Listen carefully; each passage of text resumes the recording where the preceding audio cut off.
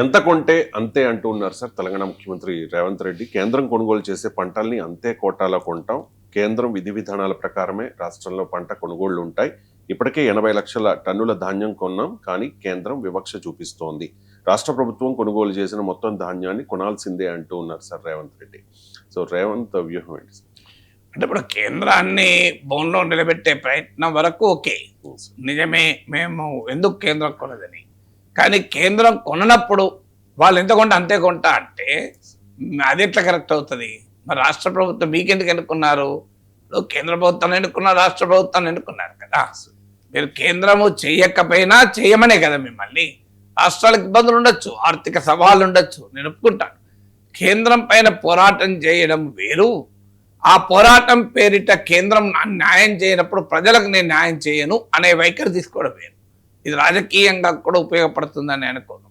రేవంత్ రెడ్డికి అర్థం కావాల్సింది కూడా ఏంటంటే, మీరు 2014-19 ఆంధ్రప్రదేశ్లో చంద్రబాబు పాలనలో ఉన్న పోలిక మనకు కనబడుతుంది.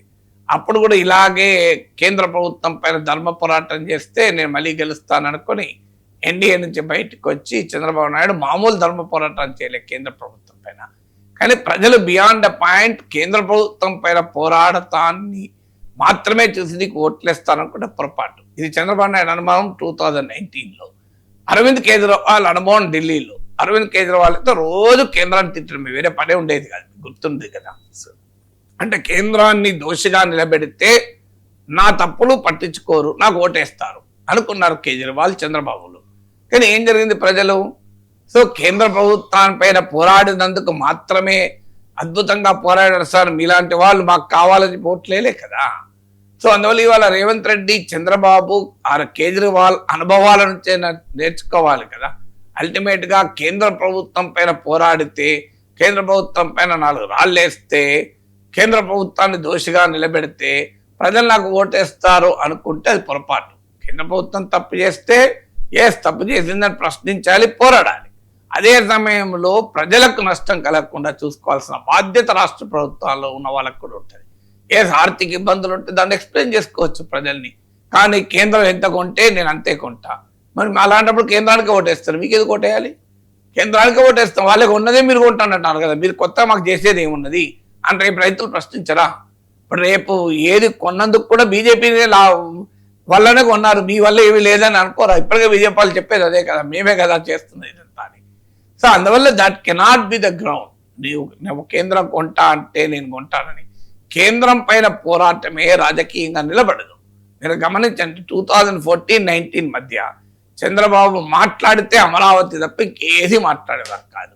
కంప్లీట్ అమరావతి ఫోకస్తోనే 2019 వరకు నడిచింది. కానీ అల్టిమేట్గా అమరావతిలో జరుగుతున్న ప్రక్రియ, నిర్మాణాలు కానీ ఇతరత్ర కానీ ప్రజల్ని సంతృప్తి పరచలేకపోయాయి. అందుకే చూడండి, తాటికొండ, మంగళగిరిలో కూడా ఓడిపోయారు. ఇప్పుడు రేవంత్ రెడ్డి మళ్ళీ ఫ్యూచర్ సిటీ ఎక్కి పులిపై స్వారీ చేస్తున్నారు. సో ఫ్యూచర్ సిటీ, మూసీ ప్రక్షాళన, రీజనల్ రింగ్ రోడ్ని సేమ్ సిటీ అక్కడ అమరావతి అంశంగా చేసుకుని చంద్రబాబు 2014-19 మధ్య రాజకీయం చేస్తే, ఫ్యూచర్ సిటీ బేస్ చేసుకొని రేవంత్ రెడ్డి రాజకీయం చేస్తున్నాడు. ఫ్యూచర్ సిటీ కూడా మీకు ఆ 2019 వరకు అమరావతి ఏ రకంగానైతే అక్కడి ప్రజల్ని సంతృప్తి పరచలేదో, ఇక్కడ ఫ్యూచర్ సిటీ సంతృప్తి పరచలేదనుకోండి, అది చాలా సీరియస్గా రివర్స్ తాకుతుంది, మామూలుగా తాకదు. ఎందుకంటే ప్రజల్ని ఎప్పుడు కూడా మీరు ఊహల్లో, ఆశల్లో, ఎక్స్పెక్టేషన్స్లో వ్యవహరింపజేస్తే గ్రౌండ్ రియాలిటీ ప్రజలు ఓటేసేటప్పుడు ప్రజలకు గుర్తొస్తుంది. సో అందువల్ల అది అక్కడ రెండో అంశం. మూడో అంశం, మీకు 2014-19లో చంద్రబాబు కూడా చూడండి, తన రాజకీయ ప్రత్యర్థుల్ని తీవ్రంగా విమర్శిస్తే వాళ్ళ మీద వ్యతిరేకతతో నాకు ఓట్లు పడతాయని. Anti incumbency against the government కాదు, anti incumbency against the opposition అనే ఒక రాజకీయ వ్యూహాన్ని అనుసరించారు. ప్రజలు అంగీకరించలేదు. గమనించండి, 2019-24లో జగన్మోహన్ రెడ్డి అదే పని చేశాడు. చంద్రబాబును టార్గెట్ చేయడమే తన ఏకైక రాజకీయ కార్యాచరణగా పెట్టుకున్నారు.